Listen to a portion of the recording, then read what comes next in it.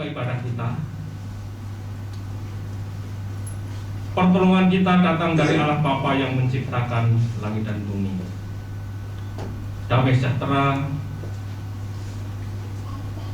sukacita, dan pimpinan oleh kuasa kudus menyertai kita semua.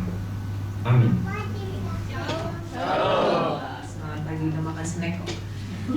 Selamat tahun baru. Saya ucapkan, sudah tahun 2022. Mungkin yang lainnya bisa saling mengucapkan satu sama lain selamat tahun baru, karena mungkin sebulan udah bersama-sama.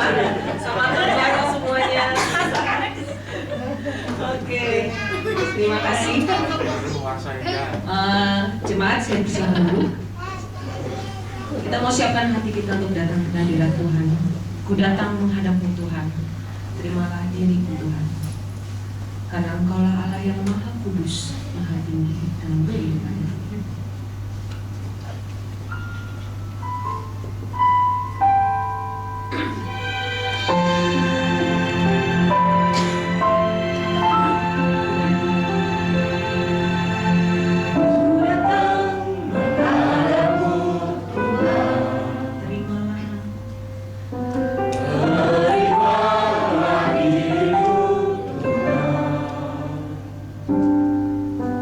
Oh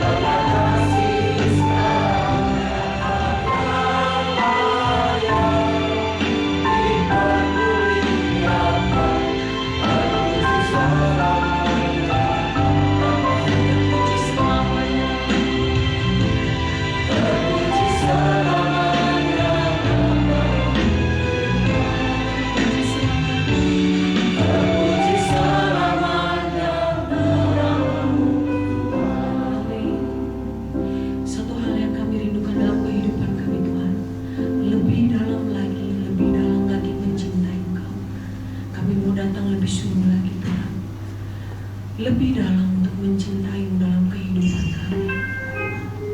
Terima kasih Tuhan. Terima kasih. Satu hal yang kami rindukan dalam kehidupan kami selalu berada di hati.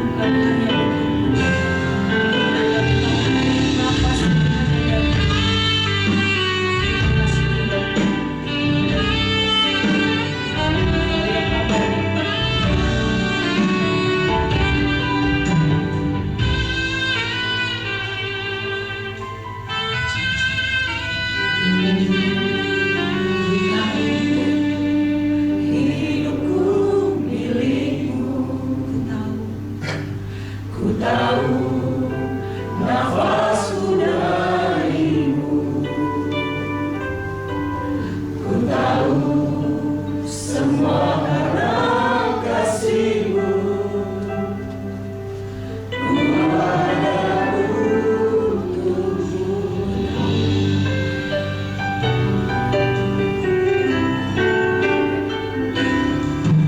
Ku tahu hidupku milikmu, ku tahu nafasku darimu, ku tahu semua karena kasihmu. Ku ada untukmu, ku pertaruhkan semua yang ku miliki, yang pasti akan pergi. Tak ada lagi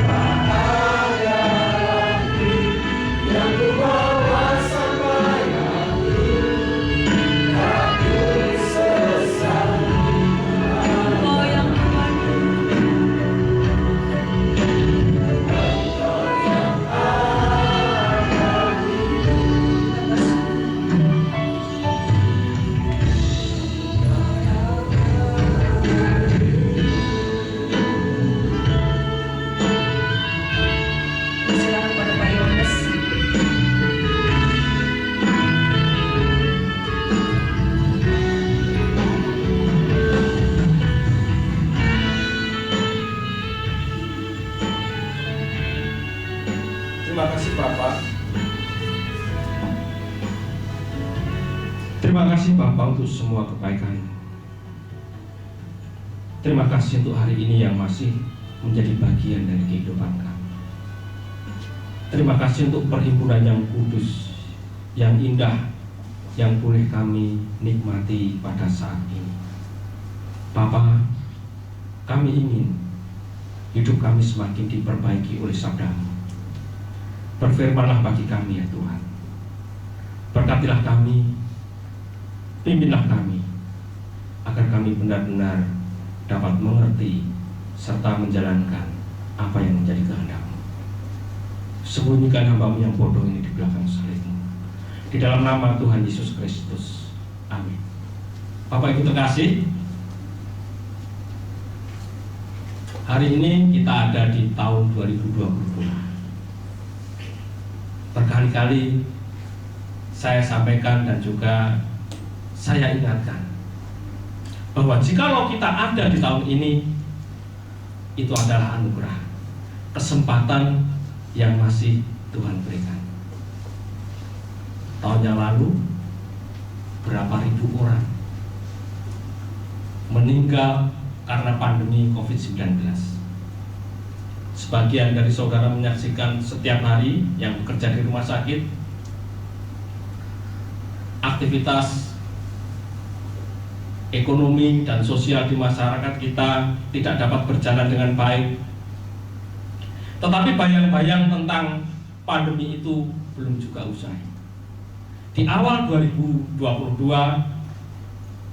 begitu banyak prediksi, ramalan yang disampaikan orang-orang tentang apa yang akan terjadi di tahun ini. Banyak orang mengatakan bahwa keadaan tidak akan semakin membaik. Dan memang begitu. Alkitab mengatakan bahwa dunia kita ini tidak akan semakin baik. Hendaknya setiap ramalan yang disampaikan oleh orang-orang tersebut tidak mempengaruhi pikiran kita sehingga kita menjadi takut. Namun juga tidak membuat kita lengah. Ada satu hal yang perlu benar-benar kita perjuangkan, yaitu menjaga hubungan kita dengan Tuhan sebaik-baiknya. Sehingga jikalau ada sesuatu yang tidak terkendali, ada sesuatu yang di luar kemampuan kita, kita tetap aman dalam perlindungan Tuhan. Amin. Oleh sebab itu kita perlu belajar, kita perlu mengerti apa yang harus kita lakukan.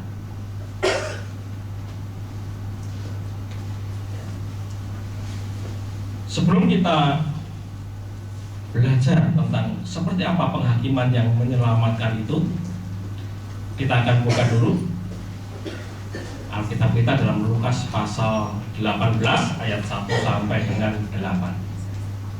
Di sini juga ditampilkan tulisannya kecil-kecil.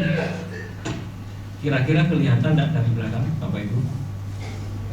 Yang tidak kelihatan membuka di Android-nya masing-masing.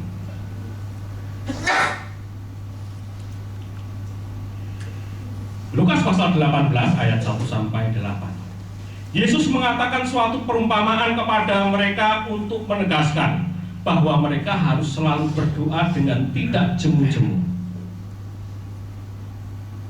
Katanya, dalam sebuah kota ada seorang hakim yang tidak takut akan Allah dan tidak menghormati siapa seorang pun.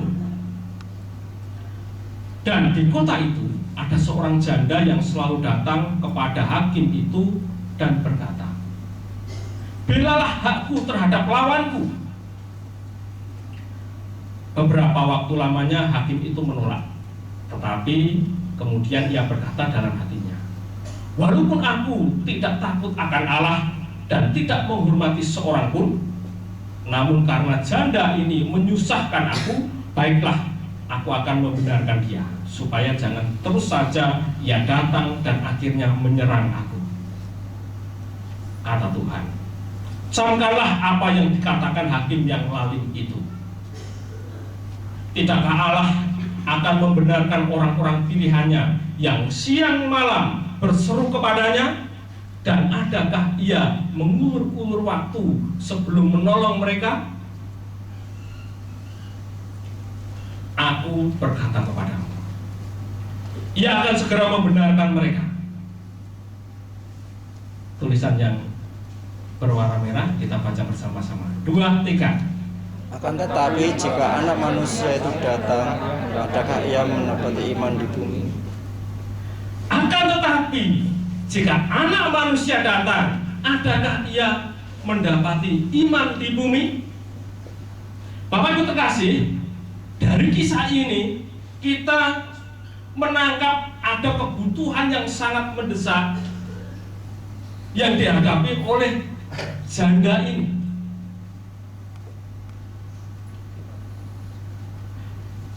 Ada seorang janda yang selalu datang kepada hakim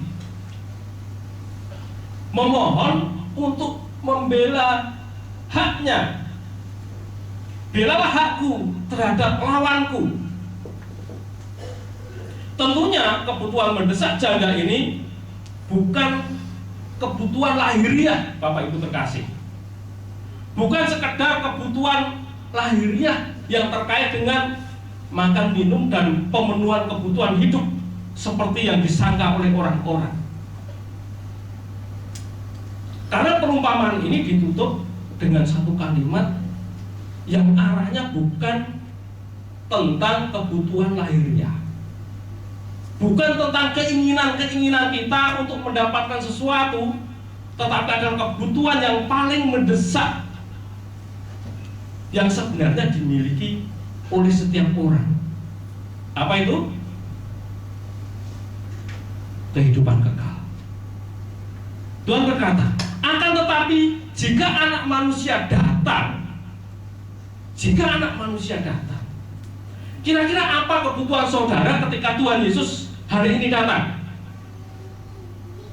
Masihkah saudaraku memikirkan tentang mobil baru? Masihkah saudaraku memikirkan tentang rumah yang lebih besar? Atau masihkah saudaraku ingin beli sepatu yang paling baru di tahun ini? Masihkah saudaraku mengingini sesuatu? Satu-satunya kebutuhan kita ketika Yesus datang adalah masuk ke Yerusalem baru, masuk ke dunia yang akan datang, di langit baru, bumi yang baru. Akan tetapi jika anak manusia datang, adakah mendapati iman di bumi?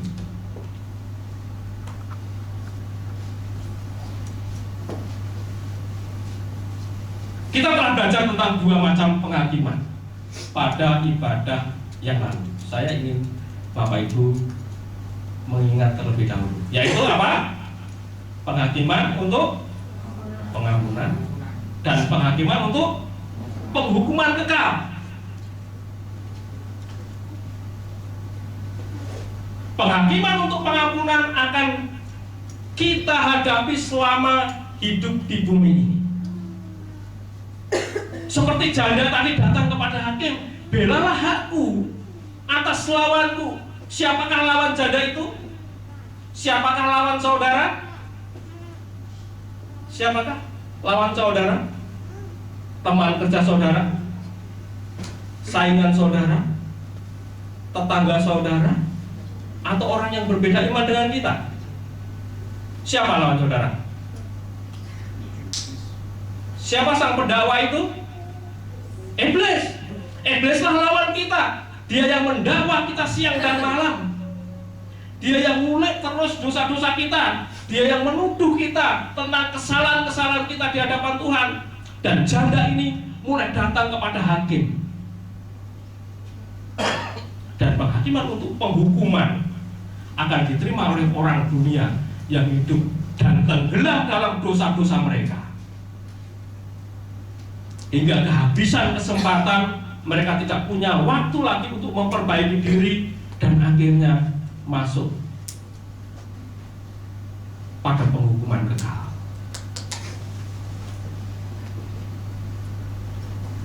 Bapak Ibu terkasih di dalam Tuhan Yesus, mengapa janda dalam kisah tersebut di atas berani menghadap hakim dan memperjuangkan haknya? Ini yang perlu kita renungkan.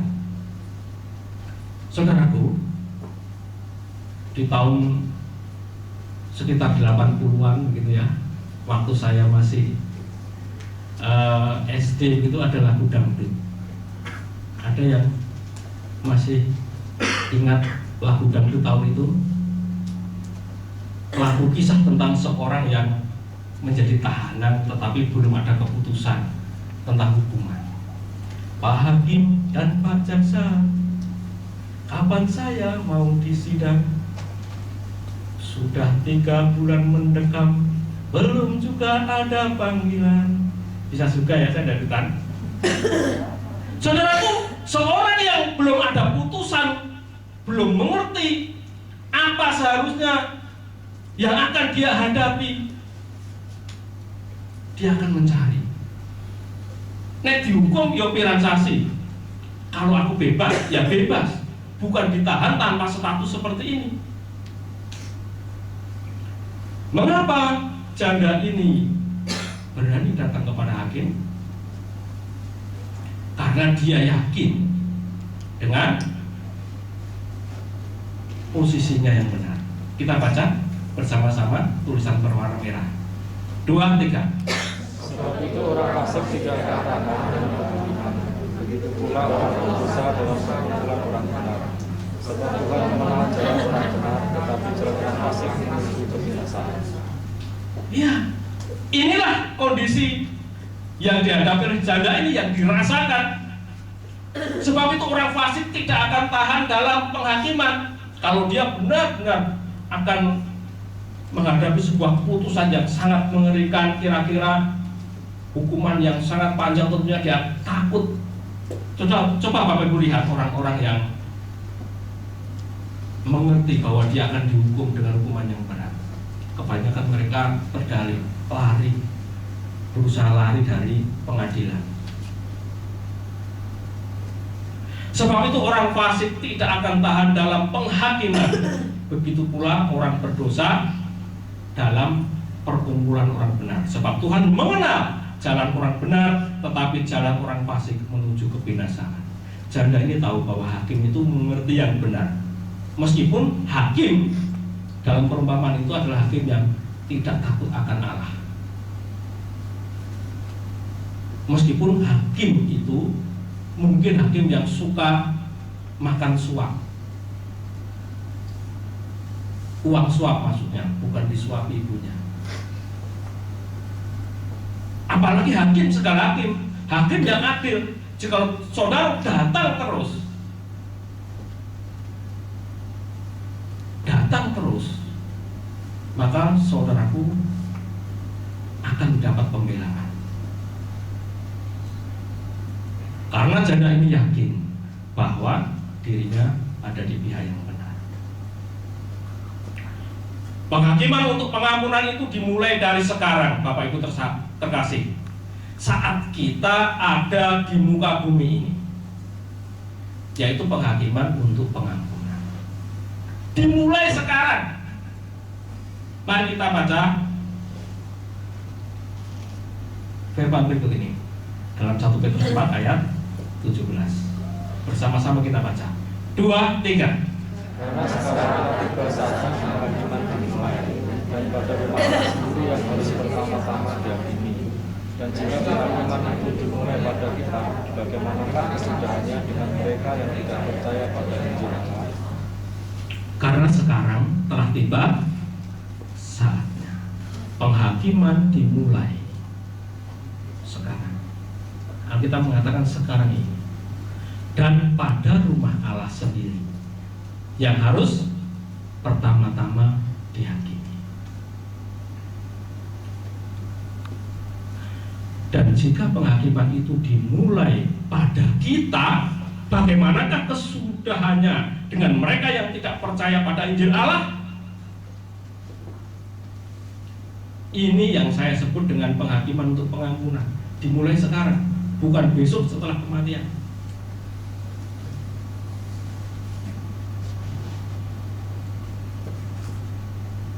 Oleh karena itu,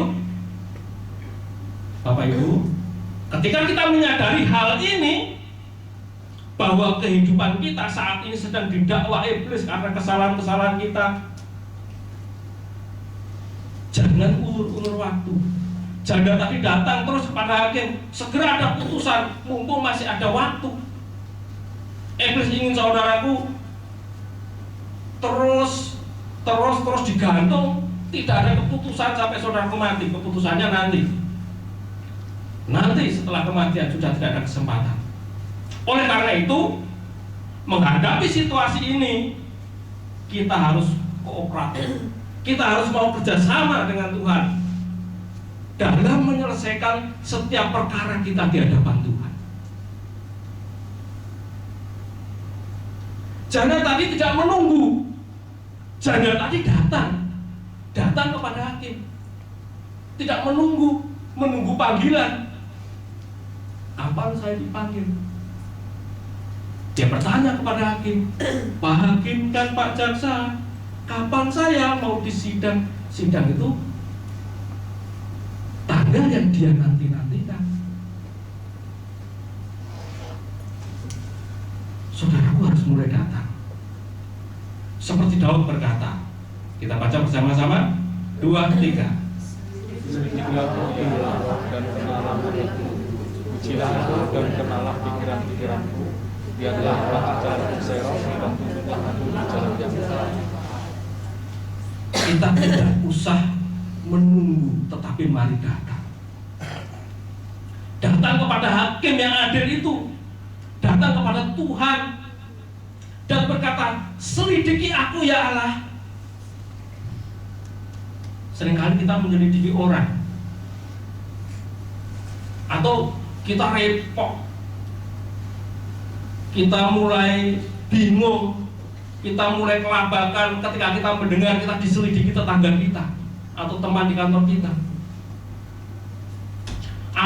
Abaikan semua apa yang orang katakan tentang kita dan datanglah kepada Tuhan. Selidikilah aku ya Allah.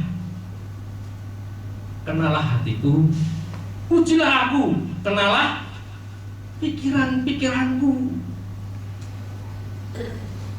Kita mulai datang kepada Tuhan. Setan berusaha menyelidiki saudara dan mengungkapkan dosa-dosa saudara, menuduh saudara dengan ancaman hukuman. Tetapi abaikan semuanya itu dan datanglah kepada Tuhan.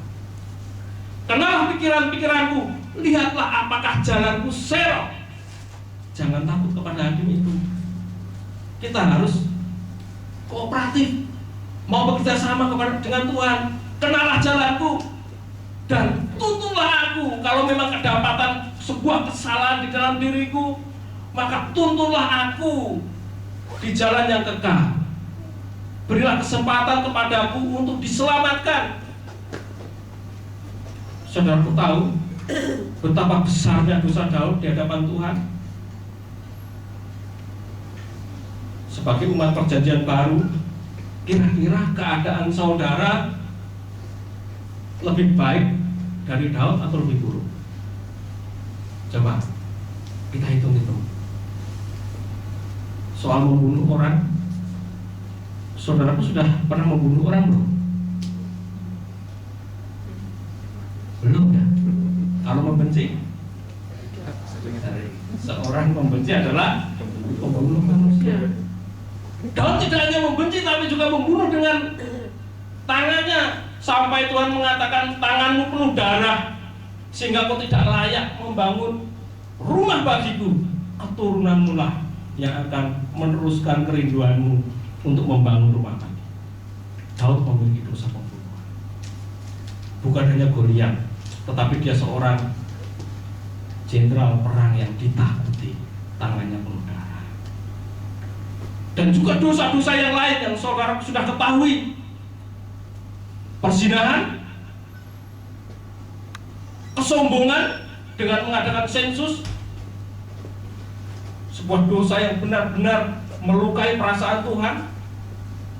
Sensus, Bapak Ibu, tujuannya untuk menunjukkan bahwa dia raja yang besar. begitu banyak dosanya. Tetapi Daud datang kepada hakim itu. Selidikilah aku ya Allah, dan kenalah hati. Ujilah aku dan kenalah pikiran-pikiranku. Lihatlah apakah jalanku serong, dan tuntunlah aku di jalan yang kekal. Inilah yang dilakukan oleh Daud, yang disarankan oleh Tuhan Yesus dalam perumpamaan yang kita baca hari ini, supaya kita datang kepada Tuhan dengan tidak jemu-jemu dan terus-menerus. Hari ini saudaraku menjalani kehidupan 24 jam. Tidurnya berapa jam? Berapa? Om Daniel yang anak muda? 8 jam. 8 jam, bagus. 8 jam, rata-rata 8 jam. Ada yang kurang? Suka begadang, main game sampai pagi. Saudaraku merem 8 jam, sisanya saudaraku melek. Potensi nggak jatuh dalam dosa? Potensi nggak mikir pikirannya hamartia, meleset? Potensi nggak ngerembuk konconnya yang lewat? Konconnya lewat, lu lambene atau salih gak bisa tuku mobil, sudah hamartia, ngupoknya orang tahu ngelokne. Potensi, oleh sebab itu nggak usah nunggu setahun sekali, nggak usah nunggu sebulan sekali, datanglah setiap hari. Nggak usah nunggu rombongan yuk keluarga datang kepada Tuhan, Felis, Pak El, mamanya ayo kita datang. Nggak usah, datanglah setiap hari. Pribadi Tuhan, selidikilah aku, kenalah hatiku. Karena selama saudaraku masih memiliki nafas hidup, masih ada kesempatan. Lanjut guys. 1 Petrus 4 ayat 18. 2, 3. Dan jika orang benar-benar tidak diselamatkan, apakah yang akan menjadi milik fasik dan orang berdosa? Inilah saudara yang kasih. Dan jika orang benar,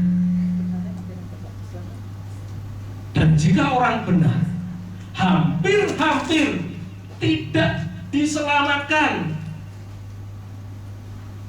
Kita benar karena dibenarkan oleh darah Yesus. Kita benar karena dibenarkan oleh penebusan Tuhan Yesus. Dan jika kita yang sudah dibenarkan, yang sudah ditebus dosanya oleh Tuhan Yesus ini, hampir tidak diselamatkan, hampir tidak selamat.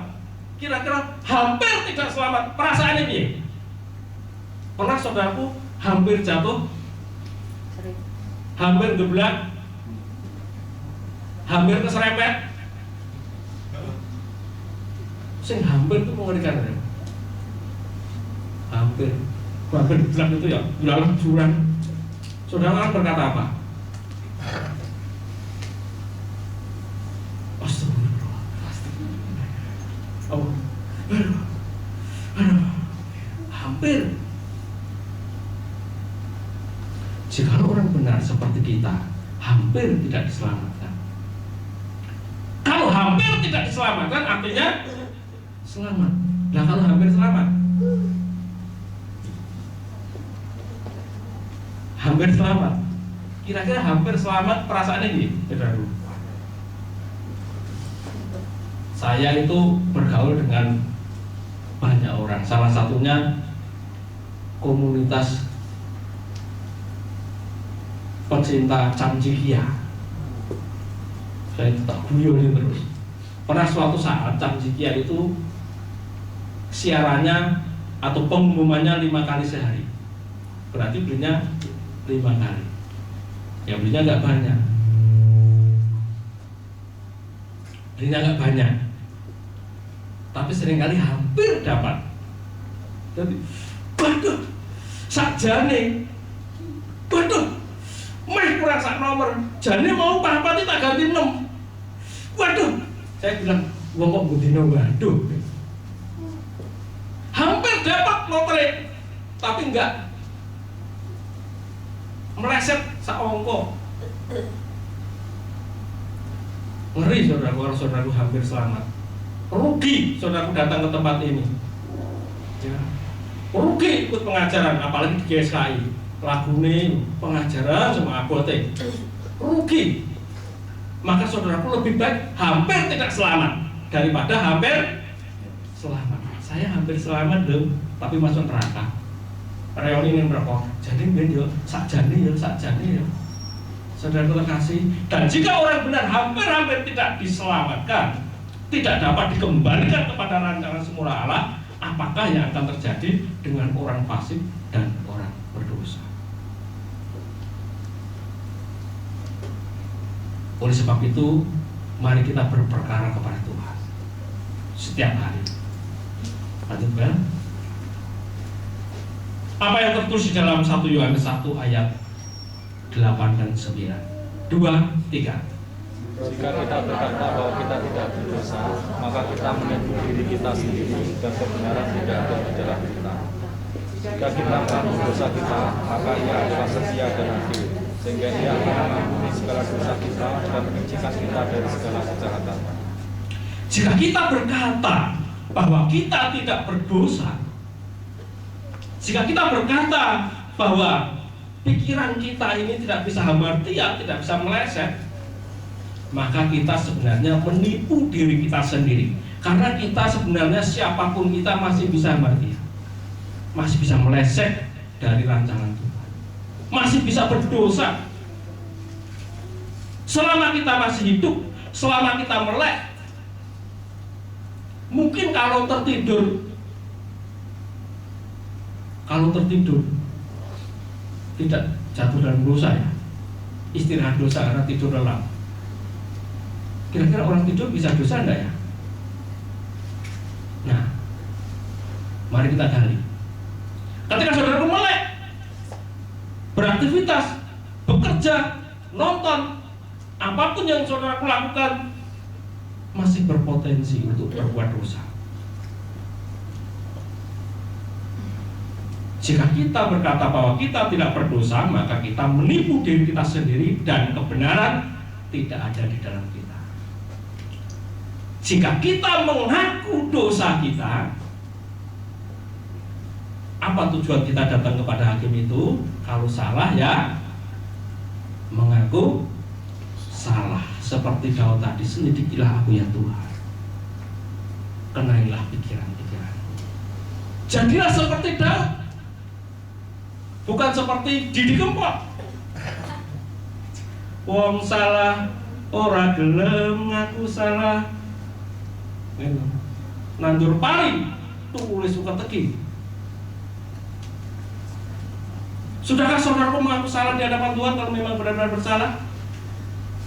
Atau saudaraku seperti lagunya Didi Kempot, kalau saudaraku salah ora gelem mengaku salah di hadapan Tuhan, saudaraku menipu diri sendiri.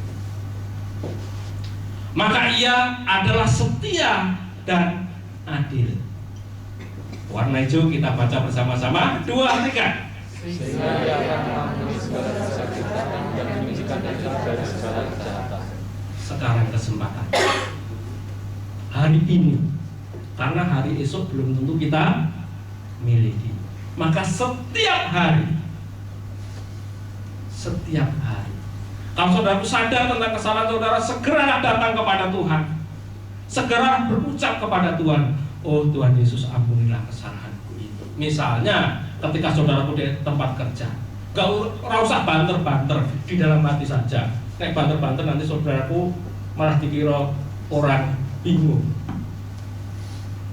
Atau saudaraku sebelum tidur mulai datang kepada Tuhan, gak usah nunggu sebelum tidur, begitu menyadari akan kesalahan kita, langsung berkata, oh Tuhan Yesus, ampunilah pikiranku. Misalnya saya tiba-tiba memikirkan tentang Pak Ari, hal yang tidak baik, Pak Ari gitu. Atau misalnya saya menyadari bercanda yang tidak kudus sehingga menyinggung perasaan Pak Ari, langsung rasa nurani kita ini, langsung kita berkata, oh Tuhan, ampunilah pikiranku yang tidak sesuai dengan ketetapan-Mu, yang tidak sesuai dengan isi hati-Mu itu. Jika kita mengaku dosa kita, jika kita mengaku ketidaktepatan kita, jikalau kita mengaku kemelesetan kita dari cara berpikir Tuhan, maka Ia adalah setia dan adil. Kesetiaannya mengampuni kesalahan-kesalahan kita, mengampuni dosa-dosa kita, tetapi jangan lupakan keadilan. Loh, keadilannya apa? Oh, ya keadilan seorang hakim. Kira-kira apa? Bisa hukuman, bisa pembebasan. Nanti kita lihat. Sehingga ia akan mengampuni segala dosa kita dan menyucikan kita saat itu juga menyucikan kita dari segala kejahatan. Itu terjadi ketika kita masih hidup. Kalau sudah mati sudah nggak bisa. Maka jangan terlambat. Nggak usah nunggu mati. Nanti nek mati ada beston, semua jemaat akan datang dan mendoakan saudara supaya saudaraku diampuni dosa-dosanya. Telat. Orang-orang yang mendoakan saudara kalau datang beston, itu yang dicari bukan mendoakan saudara, pengen ketemu. Paling 7 hari, lalu apa lagi? 40 hari, 100 hari, 1000 hari, lupa. Dan saudaraku mengatakan, aku nek mati mau didoake anakku swargane orang tua itu ada di anak. Lah nek anak. Emang kalau anakmu ingat akan mendoakan kamu? Saya mau tanya sekarang, Felis, doakan papa enggak? Nah, doakan. Akeh laline apa akeh kelingane?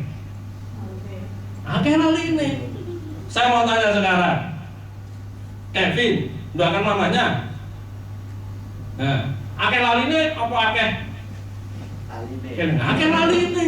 Bisa urip dilalekne saudaraku. Gimana sudah mati?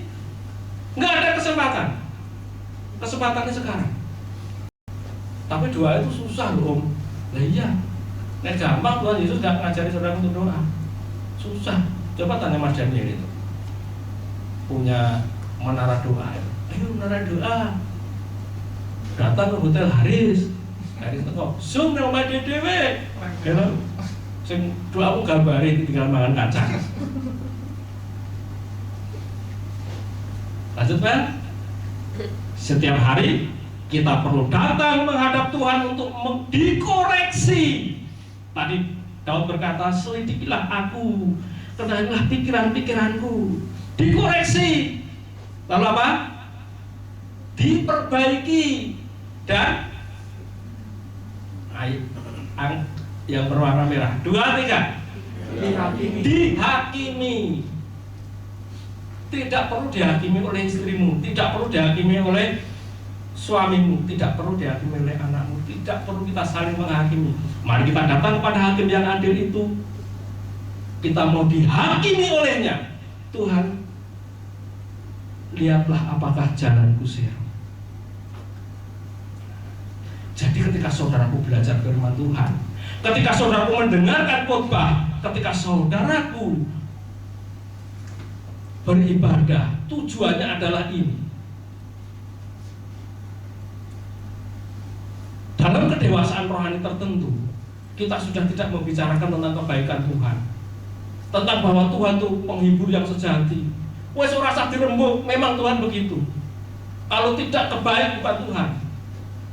Tuhan yang setia sudah pasti, gak usah kita bicarakan. Kita perlu datang kepada Tuhan untuk dihakimi. Mumpung kita masih ada kesempatan. Jadi kalau ada khotbah yang kira-kira jelek, Pak Yu nyerang emang bal-balan. Enggak. Saya juga nyerang diri saya sendiri. Pendetaku sebenarnya ngenai apa? Saudara terkasih, datang kepada Tuhan bahkan ketika kita membaca firman Tuhan, kita bersedia untuk dikoreksi.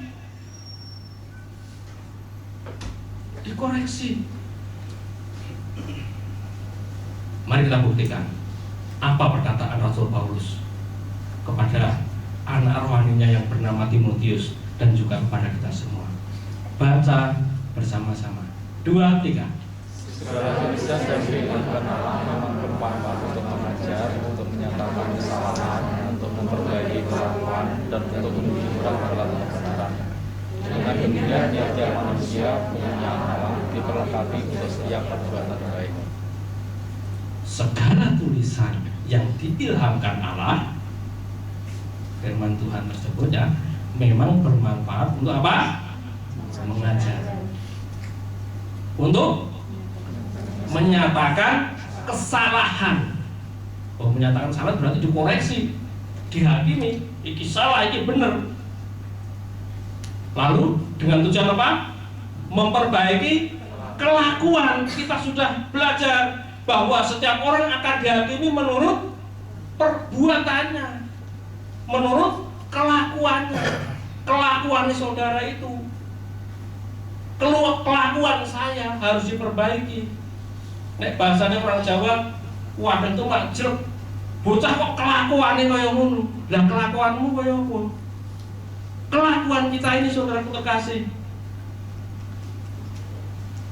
diperbaiki oleh firman Tuhan dan untuk mendidik orang di dalam kebenaran, karena Yesus adalah jalan dan kebenaran itu.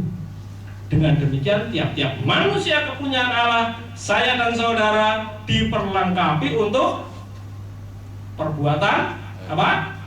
Baik. Perbuatan yang berkenan di hati Tuhan. Itu tujuan kita untuk datang kepada Tuhan. Lanjut.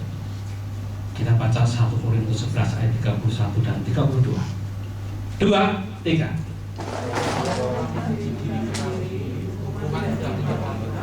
Tapi kalau kita menerima dari Tuhan, ada di diri supaya tidak ada sama-sama dengan dunia. Nah, inilah penghakiman untuk pengampunan. Kalau kita menguji diri kita sendiri, hukuman tidak menimpa kita. Mungkin kalau kita menguji diri kita sendiri, hakim bisa memutuskan kita tidak akan dihukum, diampuni, diberi kesempatan, mungkin hanya peringatan saja, surat peringatan saja. Tetapi kalau kita pun dihukum, kalau kita menerima hukuman dari Tuhan atas kesalahan-kesalahan kita di dunia ini, kita dididik supaya kita tidak akan dihukum bersama-sama dengan dunia. Luar biasa. Jadi mending dihukum saiki, dididik sekarang daripada dihukum di api kekal. Oleh sebab itu kita mesti rajin-rajin. Nek rapor dihukum bendino, ya bertobat setiap hari.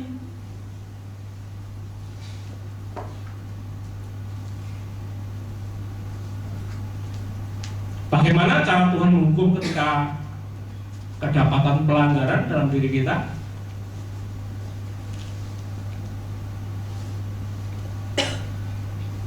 Ibrani 12 ayat 5 dan 6. Mari kita baca bersama-sama. Saya akan baca yang berwarna hitam, saudara nanti baca yang berwarna merah ya. Dan janganlah melupakan nasihat Allah ini yang diberikan kepadamu sebagai anak-anaknya. Anakku, perhatikanlah baik-baik ajaran Tuhan dan janganlah mengecil hati kalau ia menghakimimu.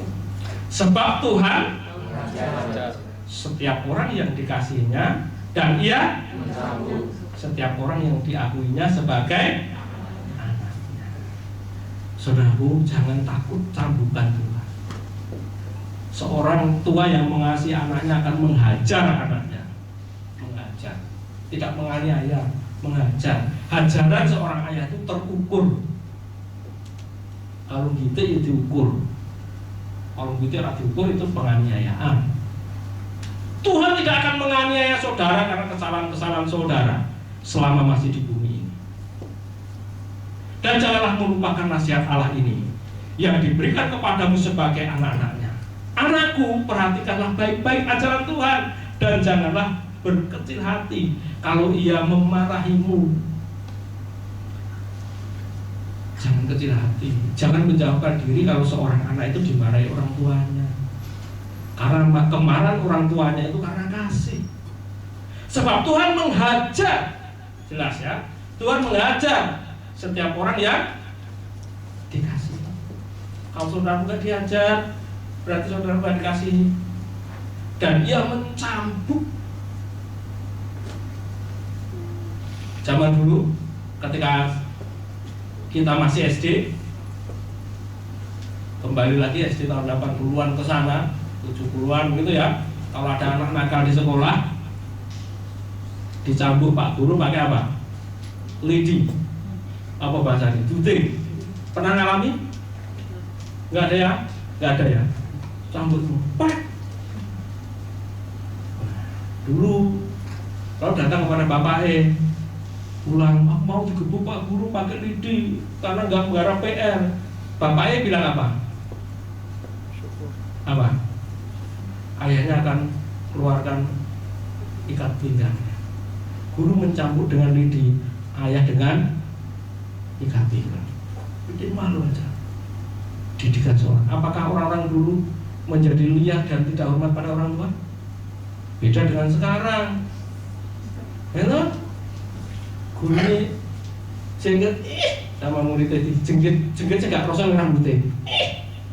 Ya, ngomong. Ibu lapor polisi. Saya pernah merasakan jadi guru, jadi guru zaman sekarang nggak sanggup. Mengajar, mencambuk setiap orang yang diakuinya sebagai anak.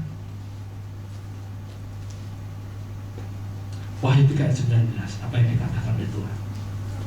Tuhan sendiri berkata, 2-3. Orang-orang yang merekalah yang dan karena itu hendaklah kalian bersemangat dan bertobatlah dari dosa-dosa. Inilah hakim yang adil itu. Bapak Ibu terkasih, dengan firman-Nya Dia menghakimi kita agar hidup kita dapat diperbaiki. Jadi bagi kita yang serius ingin masuk kerajaan surga, tujuan kita beribadah, tujuan kita belajar dan merenungkan firman Tuhan adalah 2-3. Buat kita dapat mengerti kesalahan-kesalahan kita dengan tujuan memperbaiki kelakuan. Agar kita dapat mengerti kesalahan-kesalahan kita dengan tujuan memperbaiki kelakuan. Hingga suatu saat nanti Tuhan mendapati, ini loh anakku yang kelakuannya mencerminkan warga kerajaan surga. Ini loh anakku yang pikiran dan perbuatannya sama dengan putra sulungku, yaitu Tuhan Yesus Kristus itu sendiri. Proses itu akan kita lalui dan kita lalui selama masih ada kesempatan. Oleh sebab itu jangan sia-siakan kesempatan itu.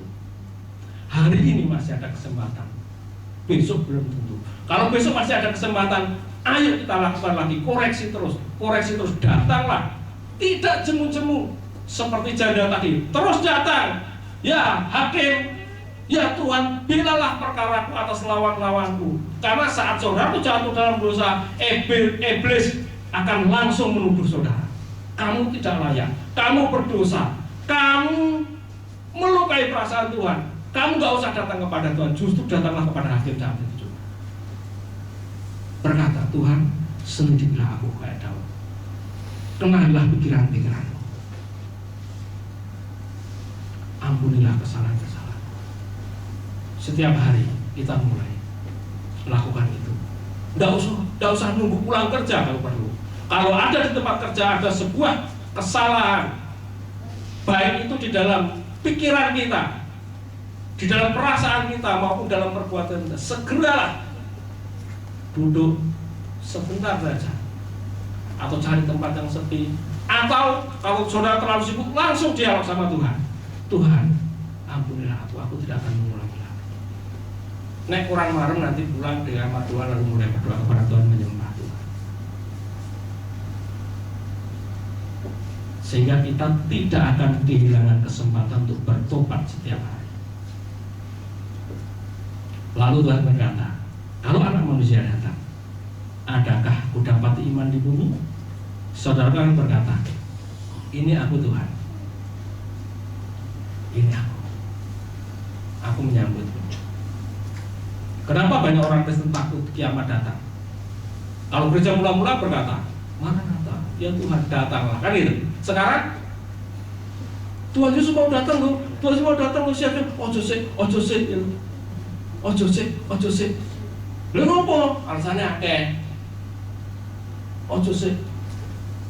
Tidak merindukan kedatangan Tuhan. Hari ini orang sibuk, bingung, wedi, takut kena corona, takut kena virus yang akan datang yang bermutasi, takut dimasang chip, takut divaksin. Mereka tidak takut akan kehilangan kesempatan itu. Bagi kita yang sudah benar-benar kedapatan, bertobat, dan berkesempatan untuk diampuni, kita tidak takut apapun. Bahkan hari ini pun kalau Tuhan datang, hari ini pun kalau Tuhan menjemput saudara akan tersenyum dan berkata, Tuhan, ini aku. Kalau saudaraku mengatakan pada teman-teman yang lain, tak tunggu ya nanti di tempat perhentian orang kudus. Sampai jumpa ya di langit baru dan bumi yang baru. Mau enggak? Sampai jumpa ya di langit baru dan bumi yang baru. Kita merindukan. Ini yang dapat kita pelajari pada hari ini, Bapak Ibu terkasih. Kiranya firman Tuhan ini benar-benar membangun kehidupan kita, sehingga kehidupan kita semakin berkenan di hati Tuhan. Mari kita bangkit berdiri, kita akan bersama-sama melakukan perjamuan kudus. Saya minta bagian kita menyanyikan pujian ini.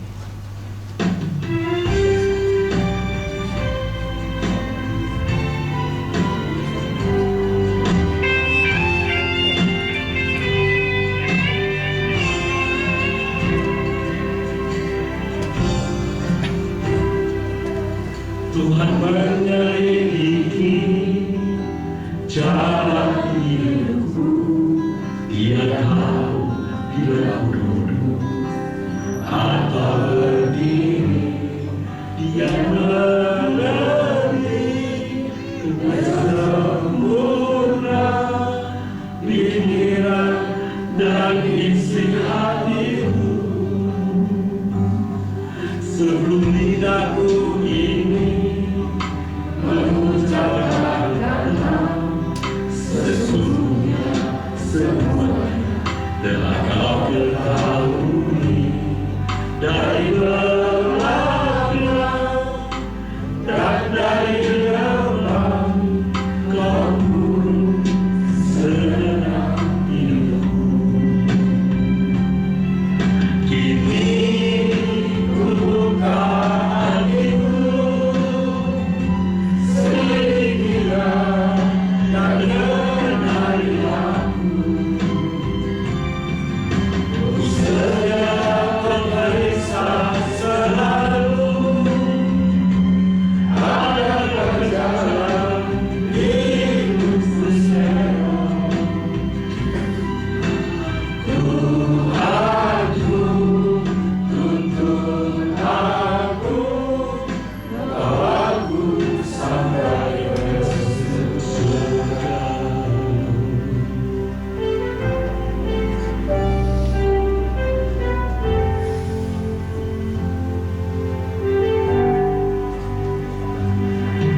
Sebelum lidahku ini mengucapkan kata, sesungguhnya semuanya telah Kau ketahui dari belakang dan dari depan. Kau turun segenap hidupku. Kini ku buka hati,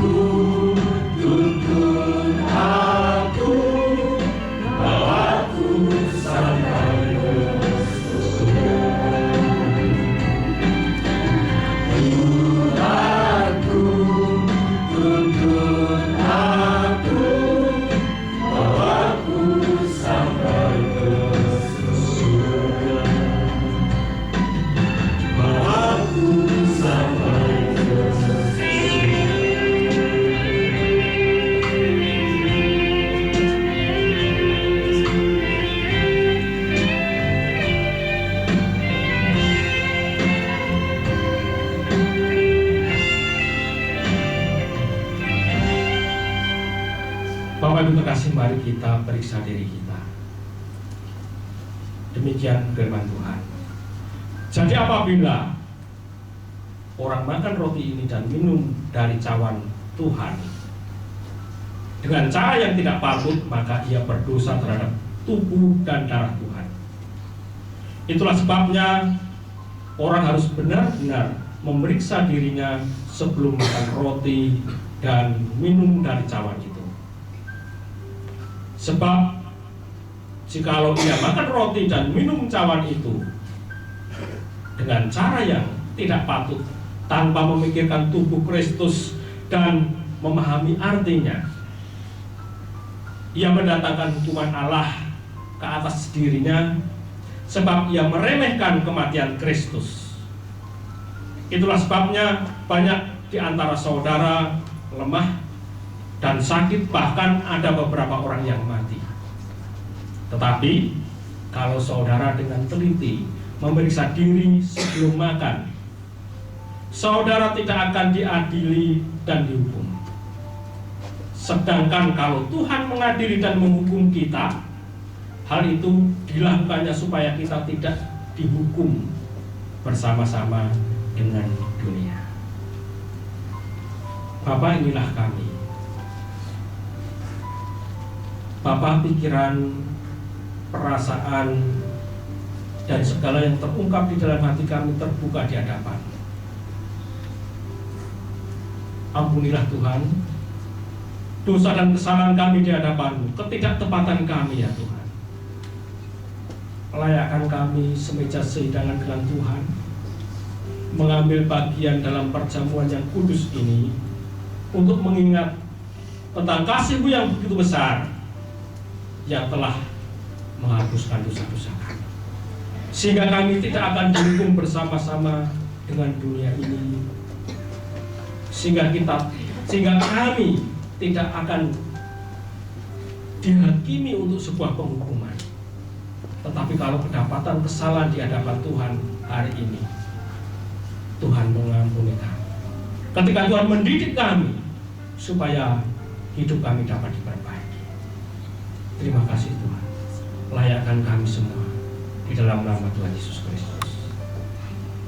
Silakan dibagikan.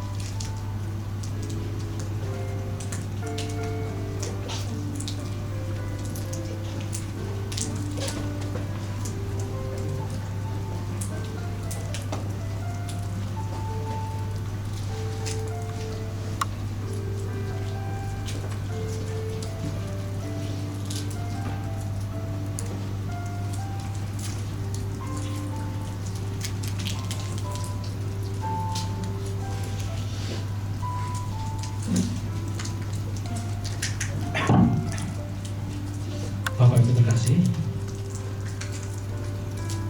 saudaraku bisa mempersiapkan perjamuan. Pegang roti di tangan kanan saudara.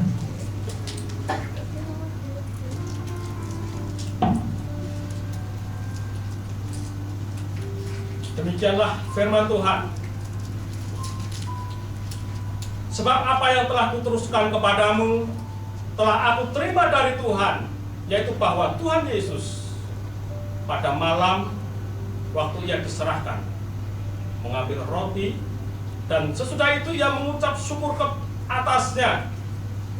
Ia memecah-mecahkannya dan berkata, "Inilah tubuhku yang diserahkan bagi kamu.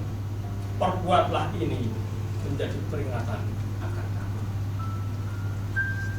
Percayakah saudara bahwa tubuh Kristus adalah roti kehidupan yang dikorbankan untuk pengampunan dosa saudara? Mari kita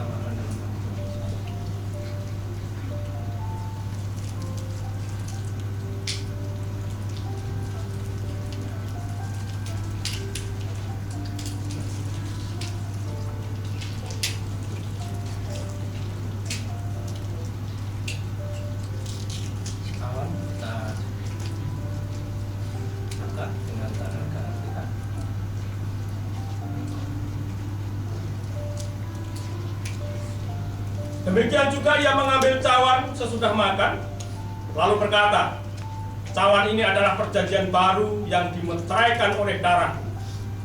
Perbuatlah ini setiap kali kamu meminumnya, menjadi peringatan akan aku.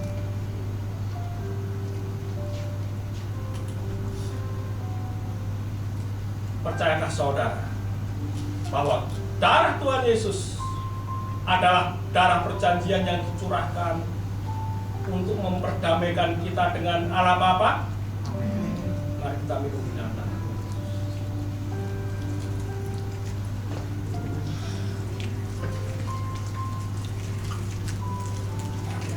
Mari kita mengucap syukur.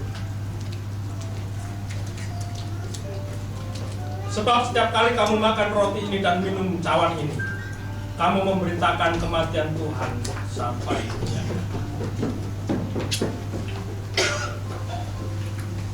Kita nyanyikan pujian yang tadi kita nyanyikan sebelum perjalanan itu bersama-sama. Silakan Bapak Ibu.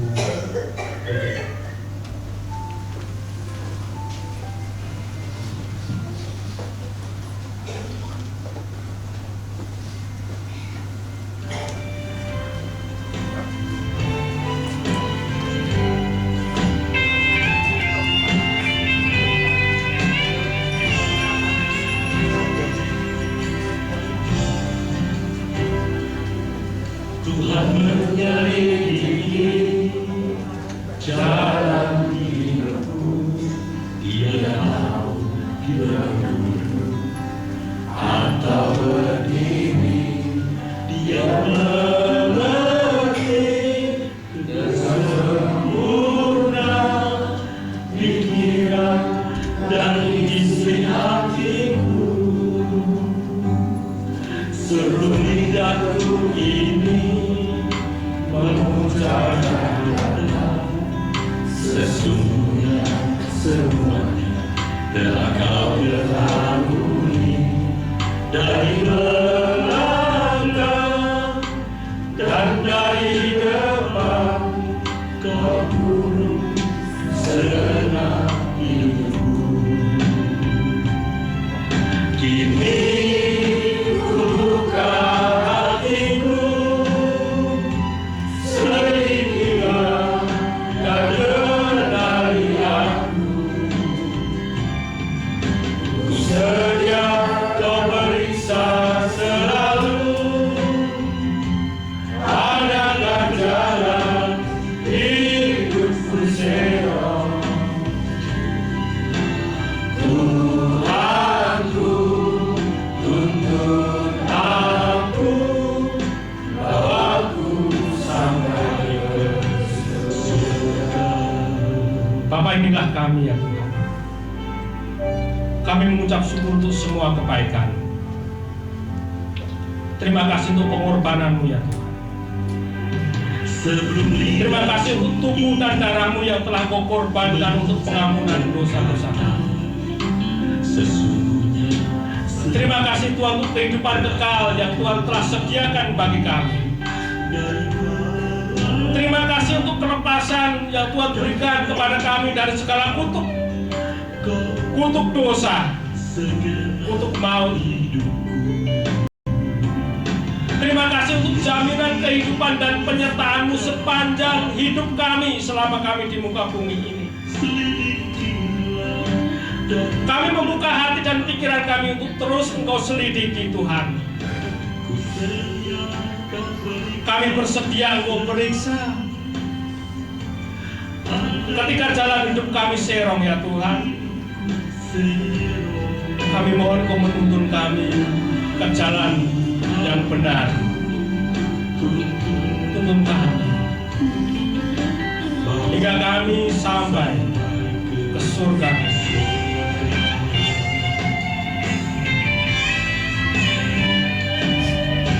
Terima kasih Tuhan, terima kasih. Kami mengucap syukur kepada-Mu. Ku buka hatiku, selidikilah dan kenali aku.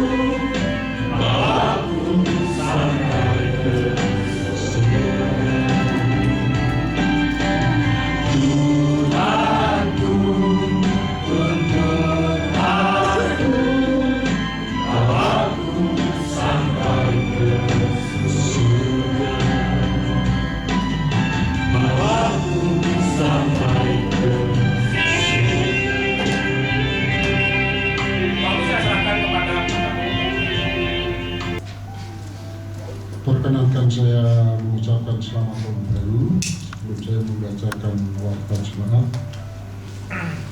mudah-mudahan di tahun ini kita diberkati Tuhan, diberikan keselamatan, kekuatan, tetap utuh di dalam Tuhan. Puji Tuhan. Warta jemaat pada Minggu tanggal 9 Januari 2022.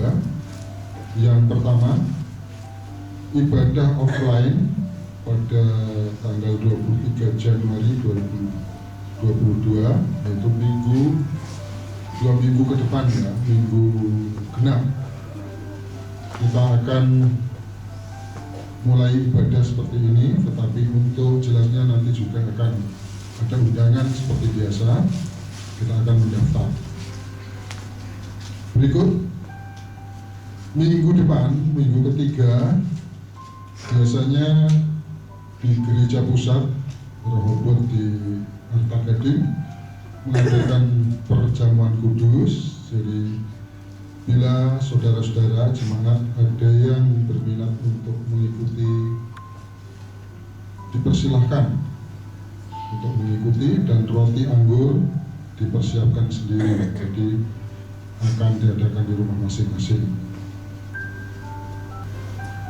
Yang terakhir, ada pesan moral yang saya selalu sampaikan sebagai yang dituakan di jemaat ini.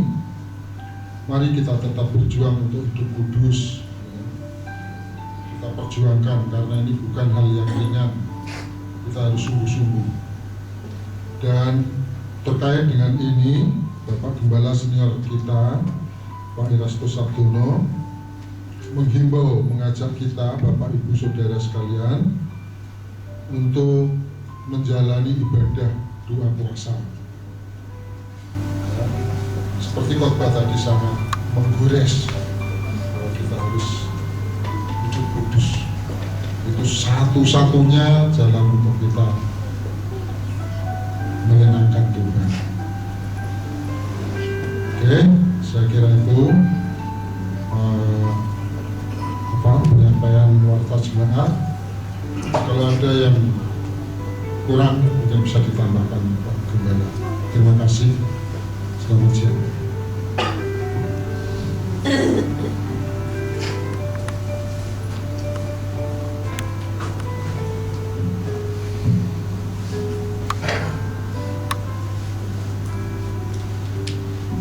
Mari kita bangkit berdiri, kita akan menyembah Tuhan.